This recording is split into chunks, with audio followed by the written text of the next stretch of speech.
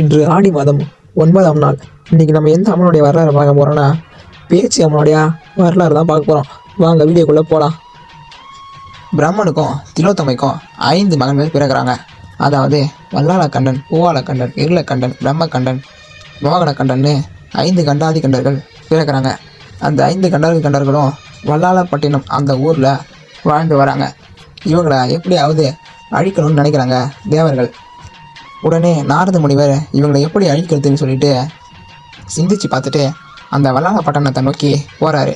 அந்த வல்லாளப்பட்டணம் போய் அந்த வல்லாளப்பட்டனுடைய ராஜா வல்லாளன் கண்டன் கிட்ட போய், அப்பா நான் அண்ணன் தான் உனக்கு முறையில் அப்படின்னு சொல்கிறாரு. நீயும் பிரம்மனுக்கு பிள்ளை, நானும் பிரம்மனுக்கு பிள்ளை, அதனால் நம்ம 2 பேருமே, நம்ம 6 பேருமே சகோதரர்கள் தான் அப்படின்னு நாரத மாமுனிவர் சொல்கிறாரு. உடனே அந்த வல்லாளக்கண்டனும் ஏதோ நமக்கு நல்லது தான் சொல்ல வந்திருப்பாருன்னு சொல்லிட்டு சொல்லுங்க அப்படின்னு கேட்குறாரு. உடனே நாரத முனிவர் என்ன சொல்கிறாருன்னா, நீ சிவனை நினச்சி தவம் செய்யணும். சிவனை நினச்சி தவம் செஞ்சு அந்த சிவனே உனக்கு குழந்தையா பிறக்கணும்னு சொல்லிட்டு வர வாங்கணும். அப்படி வாங்கினா அந்த சிவனே உனக்கு குழந்தையா பிறந்து நீயே இந்த உலகத்தை ஆளுவ அப்படின்னு சொல்லிட்டு நாரதர் கலகம் பண்ணுறாரு. உடனே இதை கேட்ட வல்லாளக்கண்டன் தான் நிசாசினின்னு ஒரு பெண்ணை மணந்துக்கிறாரு. அந்த பெண்ணை மணந்தது சிவனை நோக்கி தவமும் செய்கிறாரு. சிவனை நோக்கி தவம் செஞ்ச உடனே சிவனும் தோன்றாரு. சிவன் தோன்ற உடனே அந்த வல்லாளக்கண்ட ராஜா என்ன வரம் கேட்குறாருன்னா, தாங்களே எனக்கு குழந்தையா வந்து பிறக்கணும் அப்படின்னு வரம் கேட்குறாரு. சிவனும் அப்படியே நீ கேட்ட மாதிரியே தந்தோம் அப்படின்னு சொல்லிட்டு எலுமிச்சம்பழம் விபூதி பஞ்சாச்சாரத்தை கொடுக்குறாரு. அதை வாங்கிட்டு வந்து தன் மனைவியான நிசாசினிக்கிட்ட வல்லாளப்பட்டின ராஜா வல்லாளக்கண்டன் கொடுக்குறாரு. அந்த பெண்ணும் அதை சாப்பிட்றாங்க. உடனே சிவன் கருவா விட்டுரு அந்த பெண் வயிற்றுல வளர்ந்து வராரு. அந்த நிசாசினி பெண் வயிற்றுல கரு கொஞ்சம் கொஞ்சமாக வளர்ந்துக்கிட்டே வருது. 2 மாதம் 3 மாதம் 4 மாதம் 5 மாதம்னு வளர்ந்துக்கிட்டே வர சிவனுக்கு கைலாயத்தில் உடல் எல்லாம் குலைஞ்சி போகுது. இதை பார்த்த பார்வதி தேவி, என்ன இது சிவன் உடம்பெல்லாம் குலைச்சிச்சு, சிவன் உடல்நிலை சரியில்லாத மாதிரி இருக்காரு அப்படின்னு சொல்லிட்டு இவருக்கு என்ன ஆச்சுன்னு ரொம்பவும் வருந்தி அழுகுறாங்க. உடனே தன் அண்ணனான நாராயணனை கூப்பிட்டு, அன்னை என்னோட கணவரை காப்பாற்று அண்ணா அப்படின்னு சொல்லிட்டு சொல்கிறாங்க. உடனே நாராயணர் என்ன சொல்கிறாருன்னா, நீ ஒன்றும் கவலைப்படாத, இதை மாதிரி வல்லாளப்பட்டினன்னு ஒரு ஊரில் வல்லாளப்பட்டின ராஜா வல்லாளக்கண்டன், பூவாளக்கண்டன், இருளக்கண்டன், பிரம்மக்கண்டன், மோகனக்கண்டன் 5 கண்டாதிர் கண்டர்கள் இருக்காங்க. அந்த வல்லாளப்பட்டின ராஜாவான வல்லாளக்கண்டனுக்கு சிவன் தானே வந்து குழந்தையா பிறக்கிறேன்னு வரம் கொடுத்துட்டாரு. அவர்களுடைய மனைவி வயிற்றுல சிவன் வளர்ந்து வராரு. அதனால தான் இங்கே கைலாயத்தில் இருக்க சிவனுக்கு இப்படி உடலெல்லாம் குழஞ்சி போயிருக்கு அப்படின்னு சொல்லிட்டு நாராயணர் பார்வதி தேவிகிட்ட உரைக்கிறாங்க. அதுக்கு நான் என்னென்ன செய்யறது அப்படின்னு தேவி கேட்குறாங்க. உடனே நாராயணமூர்த்தி என்ன சொல்கிறாருன்னா, நீ இந்த உருவத்தில் அங்கே போனால் உன்னால் எதுவுமே செய்ய முடியாது.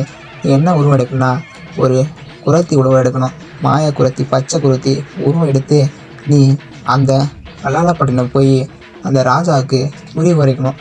குறி குறைச்சிட்டு அந்த பெண் பிரசவ வலி வரும்பொழுது நீயே ஒரு கிழவி ரூபத்தில் ஒரு ஆலமரத்தடியில் வீரபத்திரனையும் பாவலராயனையும் காவல் வச்சு அமர்ந்திருக்கணும். அந்த நேரத்தில் நீ மறுத்து வச்சு அங்கே அமர்ந்த உடனே அந்த ராஜா எங்கே பார்த்தாலும் சுற்றி போயிட்டு மருத்துவரை தேடுவான். ஆனால் எங்கேயுமே மருத்துவர் கிடைக்க மாட்டாங்க. கடைசியாக உங்ககிட்ட வந்து ஒன்றா தான் கூட்டிகிட்டு போவான். நீ போய் பிரசவம் பார்க்குற மாதிரி பார்த்து அந்த குழந்தைய பிறக்காத அளவுக்கு அதை எடுத்துக்கணும்.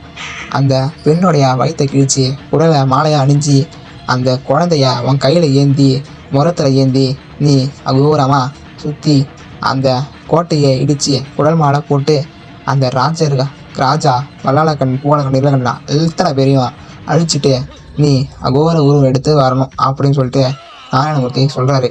இதை கேட்ட பார்வதி தேவியும் உடனே போகிறாங்க.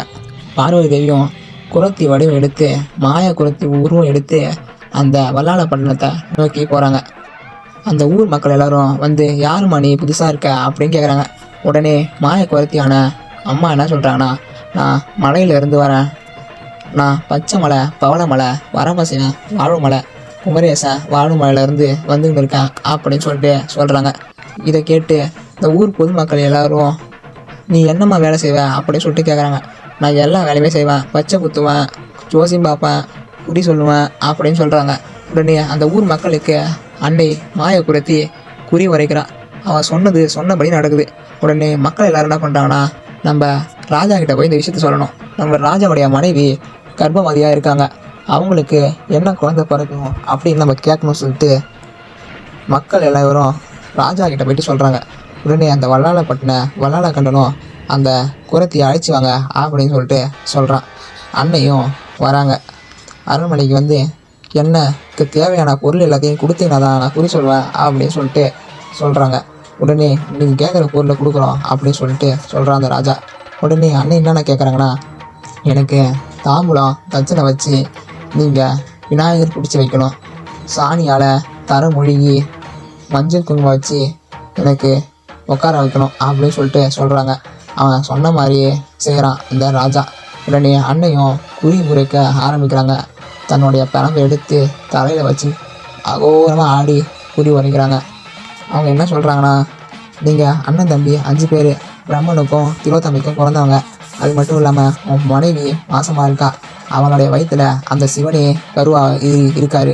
இப்போ உன் மனைவிக்கு எந்த பிரச்சனையும் இல்லை, ஆனால் 8 மாதத்தில் ஒரு கண்டம் இருக்குது. அந்த கண்டத்தை மட்டும் நீங்கள் தாண்டிட்டீங்கன்னா அதுக்கப்புறம் நீங்கள் தான் அந்த உலகத்தை ஆள போகிறீங்க அப்படின்னு சொல்லிட்டு சொல்கிறாங்க. அது என்ன கண்டம்னு கேட்குறான் ராஜா. உடனே அண்ணன் என்ன சொல்கிறாங்கன்னா, 8 மாதத்துலேயே இந்த பெண்ணுக்கு பிரசவ வலி வந்துடும். இந்த 8 மாதத்தில் இந்த பெண்ணு பயங்கரமாக துடிப்பா. அந்த நேரத்தில் ஒரு மருத்துவ வச்சு அந்த 8 மாதத்தில் நீங்கள் போய் அழைச்சி வரீங்க. அந்த மருத்துவ வச்சு இந்த கோட்டையை இடித்து குடல் மாடை போட போகிறான் அப்படின்னு சொல்லிட்டு சொல்லுவார். என்னம்மா எதோ சொல்கிறீங்க அப்படின்னு சொல்லிட்டு சொல்லுவாங்க. ஆனால் பார்வதி தேவியான அந்த குரத்தி ₹1 கூட வாங்காமல், தட்சணை வாங்காமல் அந்த இடத்த விட்டு போயிடுவாங்க. அந்த குரத்தி சொன்ன மாதிரி அந்த பெண்ணுக்கு 8 மாதம் கர்ப்ப மாதம் வந்து 8வது மாதம் வந்த உடனே அந்த பெண்ணுக்கு அந்த குரத்தி சொன்ன மாதிரியே பயங்கரமாக பிரசவ வலி ஏற்படுது. அந்த நிசாசினி பெண்ணு அழுது புலம்புறாங்க. இது குழந்தையே இல்லை கொல்ல வந்த ஏமான்னு சொல்லிட்டு பயங்கரமாக கத்தி அழுகுறாங்க. சீக்கிரமாக போய் யாராவது ஒரு மருத்துவ வச்சு கூட்டுவாங்க அப்படின்னு சொல்லிட்டு ராஜா கிட்ட சொல்கிறாங்க. அந்த நேரத்தில் அந்த ஊர் எல்லையில் ஐவேலங்காட்டில் அன்னை அரச மரத்தை அடியில் ஒரு கிழவி ரூபம் எடுத்து அந்த இடத்துல தன் மகனான பாவலராயனை ஒரு 10 வயசு பாலகனா மாற்றி வீரபத்ரனை ஒரு எலுமிச்சங்கனியாக மாற்றி வச்சுருக்காங்க. அந்த நேரத்தில் அந்த ராஜா எங்கே பார்த்தாலும் போயிட்டு தேடுறான். ஆனால் எங்கேயுமே மருத்துவரே இல்லை. உடனே இந்த கிழவியை பார்த்துட்டு, அன்னையே என்னுடைய மனைவி கர்ப்பவதி, ரொம்பவும் பிரசவ வேதனையில் துடிச்சிட்டு இருக்கா, வந்து என் மனைவிக்கு பிரசவம் பாருங்க அப்படின்னு சொல்லிட்டு சொல்கிறான். ஆனால் அன்னை என்ன சொல்கிறாங்கன்னா, என்னால் முடியாதுப்பா, எனக்கு வயசாகிடுச்சு, எனக்கு கண்ணு கூட தெரியாது அப்படின்னு சொல்லிட்டு சொல்கிறாங்க. என்னால் நடக்கவும் முடியாது அப்படின்னு சொல்கிறாங்க. நீங்கள் ஒன்றும் கவலைப்படாதீங்க, நான் உங்களுக்காக ரதம் எடுத்துகிட்டு வரேன், அந்த ரதத்தில் நீங்கள் வரலாம் அப்படின்னு சொல்லிட்டு அந்த ராஜா சொல்கிறாரு. உடனே ரதமும் வருது. ரதம் வந்த உடனே அன்னை அந்த பாலகனை கூப்பிட்டுட்டு இந்த ரதத்தில் ஏறி அரண்மனைக்கு போகிறாங்க. அரண்மனைக்கு போனோடனே பிரசவம் பார்க்கறதுக்கு போகிறாங்க. அந்த பெண்ணு கூட இருந்த அத்தனை பேரையும் வெளில போக சொல்லிட்டு அன்னை அந்த ராஜா கிட்ட என்னென்ன பொருள் கேட்குறாங்கன்னா, ஒரு ஆடு வெட்டும் சூரி கத்தி ஒன்று வேணும், ஒரு புது முறம் ஒன்று வேணும், ஒரு லிட்ரு நல்ல எண்ணெய் வேணும் அப்படின்னு சொல்லிட்டு எல்லா பொருளையும் கேட்டு வாங்கிக்கிறாங்க. வாங்கிக்கின்னு கதவை தாளிட்டு உள்ளே போயிடுறாங்க. தன்னுடைய மகனான அந்த பாலகனை, பாவாடனை, சின்ன குழந்தைய அந்த பாலகனை வெளியில் காவல் வச்சுட்டு அன்னை உள்ளே போயிட்டு கதவை தாளிட்டு இருக்காங்க. தன்னுடைய கையில் இருந்த எலுமிச்சங்கனியான வீரபத்ரனை உருவத்தை மாற்றி கூட வச்சுக்கிறாங்க. வச்சுக்கின்னு அன்னை எப்படி உருவம் எடுக்கிறாங்கன்னா, அகோர காளி உருவம் எடுத்து பயங்கரமாக வெறி பிடிச்ச பேய் உருவம் எடுக்கிறாங்க. எடுத்து பேச்சியம்மனா உருவம் எடுத்து 16 கைகளோட பேச்சியம்மன் ஒரு வடிவம் எடுத்து அந்த பெண்ணுடைய உடலை எடுத்து மடியில் வச்சு வயிற்றை கிழிச்சு குடலை மாலையாக போட்டுக்கிறாங்க. குடலை மாலை போட்டு அவள் வயிற்றில் இருந்த அந்த குழந்தைய தான் கையில் ஏந்தி அந்த குழந்தை பிறக்காத வண்ணம் கையில் பிடிச்சிக்கிட்டு இருக்காங்க. குடலை மாலை போட்டு பயங்கரமாக வெறியோட ஆட்டம் ஆடுறாங்க அன்னை பேச்சியம்மா. தான் கூட இருந்த பிள்ளைகளான பாவாடராயனையும் வீரபத்ரனையும் அழைச்சி இந்த கோட்டை இடிங்க, குடல் மாலை போட்டேன் அப்படின்னு சொல்கிறாங்க. உடனே பாவாடராயனும் வீரபத்ரனும் அந்த 5 அரசர்களையும் அழிச்சிட்டு அந்த கோட்டையை சுடுகாட்டாக மாற்றுறாங்க.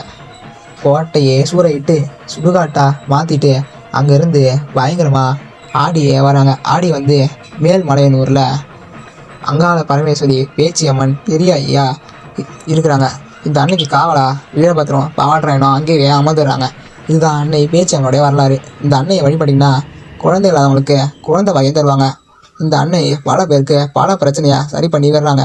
இந்த அன்னையை வழிபடுங்க, வாழ்வில் வளம் பெறுங்க. நன்றி.